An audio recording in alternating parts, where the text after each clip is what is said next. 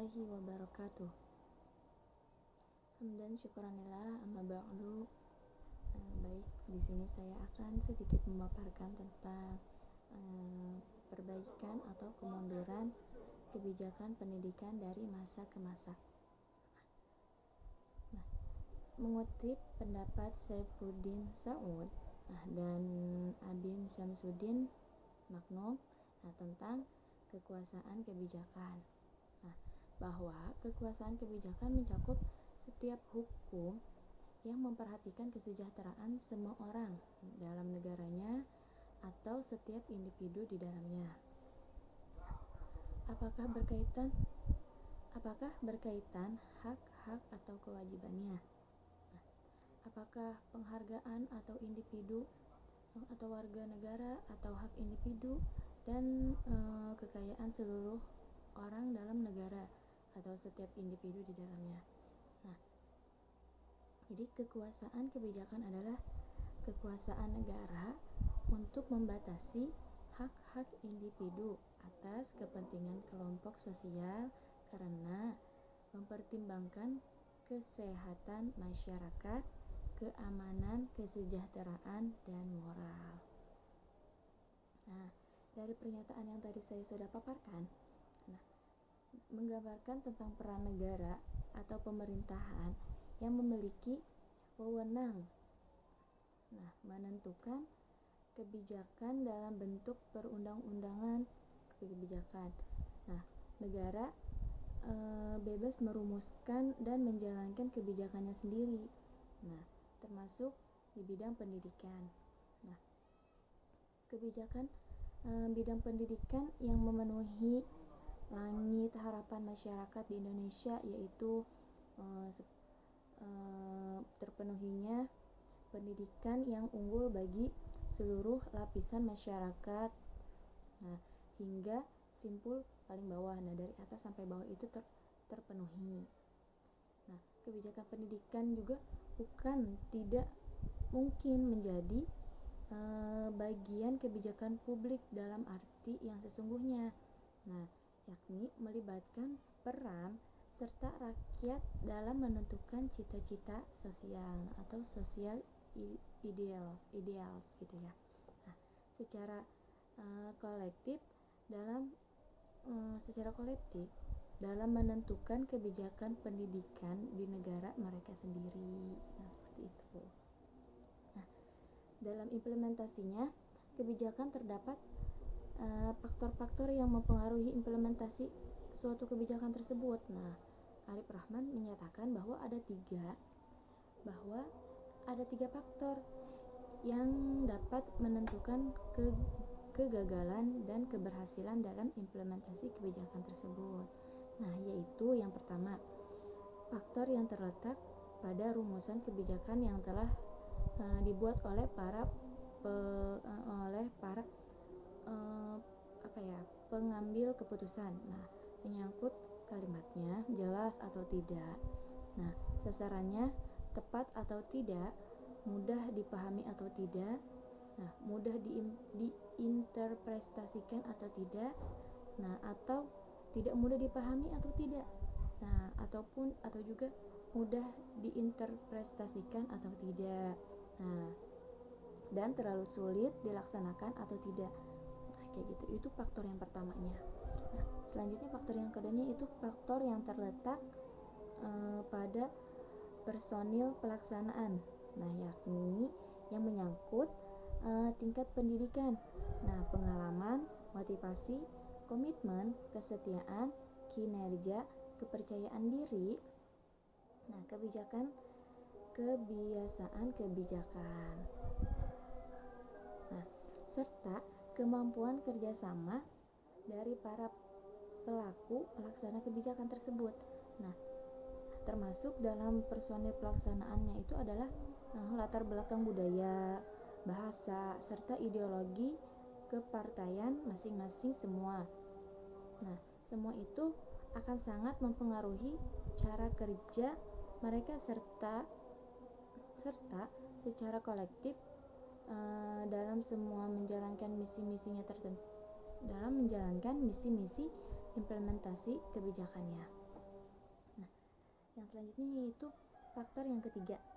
Nah, faktor yang terletak pada sistem organisasi pelaksanaan, nah yakni menyangkut jaringan sistem pada sistem organisasi pelaksanaan, yakni menyangkut jaringan sistem. Nah, hierarki kewenangan masing-masing peran.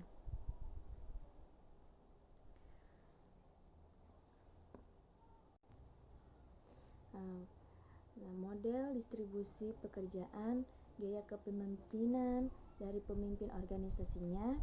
Nah, aturan main organisasi, target masing-masing tahap yang ditetapkan. Nah, model monitoring yang biasa dipakai serta evaluasi yang dipilih.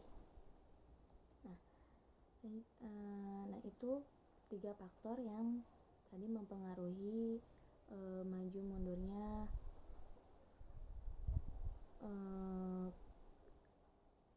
mundurnya kebijakan pendidikan dari masa ke masa. Nah, selanjutnya yaitu ada peta politik pendidikan di Indonesia. Nah, peta politik pendidikan di Indonesia senantiasa diwarnai oleh peta berpolitikan pemerintahan sejak zaman pra-kemerdekaan. Orde Lama dan Orde Baru pendidikan masih berada dalam posisi yang secara umum belum berpihak pada pemberdayaan umat. Nah, pendidikan lebih sebagai alat yang digunakan oleh pemerintah dalam mengiring umat kepada tujuan politik yang diinginkannya. Nah, terus adapun pada era reformasi terdapat ruang yang cukup besar bagi perumusan kebijakan pendidikan yang baru bersifat reformatif dan revolusioner.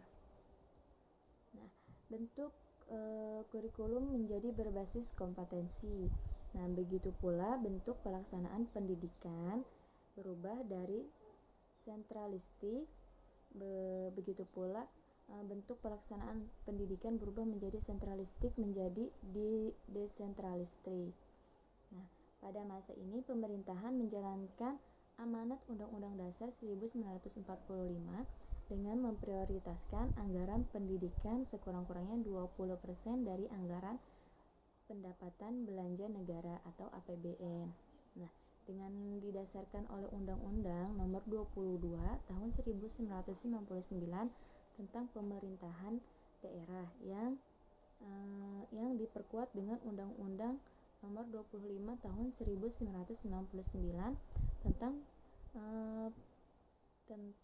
perimbangan keuangan pusat dan daerah. Nah, maka pendidikan diiringi pada pengembangan lokalitas di mana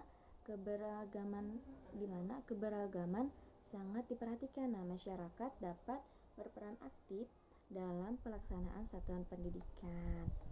Nah, jadi pendidikan dan politik memiliki hubungan yang dinamis. Nah, pendidikan dan politik berhubungan erat dan saling memengaruhi.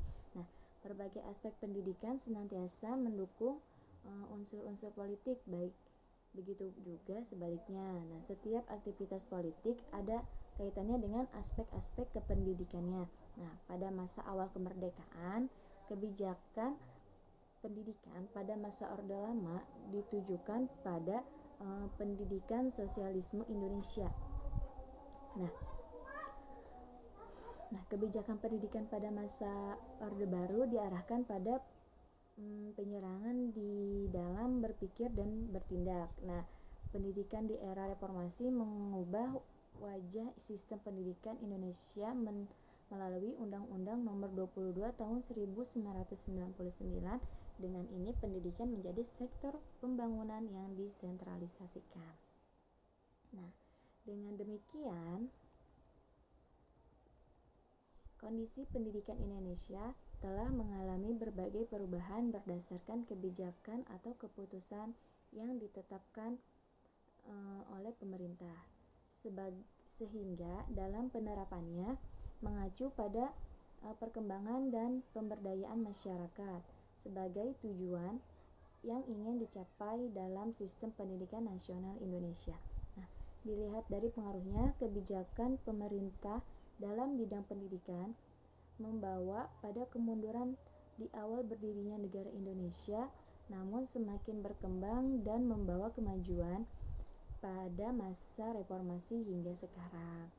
Nah, sekian dan terima kasih. Itulah pemaparan kemajuan atau kemunduran kebijakan pendidikan dari masa ke masa. Sekian dari saya. Wassalamualaikum warahmatullahi wabarakatuh.